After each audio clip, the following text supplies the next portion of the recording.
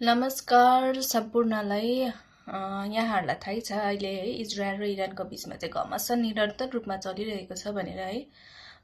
हजुरहरूले चाहिँ के जनाउन चाहन्छु भनेदेखिको चाहिँ अहिले चाहिँ होइन हामी चाहिँ यहाँनिर जति कार्यकर्ता कार्यरत त्यहाँको लोकल सिटिजनसिप पनि राम्रोसँग सुतेको छैन है। 6 दिन भइसक्यो हाम्रो 13 जुनदेखिको स्टार्ट भएको है बिहानदेखिको। अन्त अहिले पनि चलि नै रहेको छ।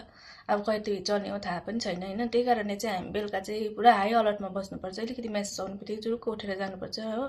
राम्रोसँग कसैको निन्द्रा पनि पुगेको हुँदैन। अन्त 2 घन्टा दिउँसोखेरि लिएर सुत्नु आउँदाखेरि पनि फोनमा मेसेज लु ठिकै छ, मेसेज त केही छैन।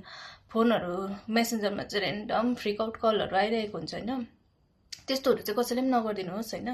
एकपल्ट सोधिदिनुहोस् साथी जोसुकै होस्, किनभने सुत्नु पाएको हुँदैन। मान्छेको मेन्टल स्टेटस धेरै बिग्रिन्छ सुत्नु नपाउँदाखेरि। 1 दिनको निन्द्राले 7 दिन पिराउँछ भनेपछि धेरै दिन भइसकिसक्यो होइन। अन्त त्यो कारणले पनि हो। अन्त हामी सेफ छौँ, तर त्यो मतलब यो होइन कि हामी जानुपर्छ। हामी सेफ छौँ, जस्तो अलर्ट हाई अलर्टको उयस आउँछ है, मेसेजहरू आउँछ। त्यही कारणले गर्दाखेरि हामी जान्छौँ पनि होइन। सेफ छ, तर पनि मनमा झुकझुक भएर सुत्दाखेरि निन्द्रा लाग्दैन। त्यही कारण चाहिँ फोनहरू गर्नुभन्दा अगाडि एकपल्ट मेसेजहरू गर्नुहोस् है। रेस्पोन्स आएन भने चाहिँ त्यसरी नगरिदिनुहोस् कसलाई पनि है। यहाँनिर अलिकति अवस्था त्यस्तै नै छ है। आशा छ हजुरहरूले बुझ्नुहुन्छ भनेर। धन्यवाद।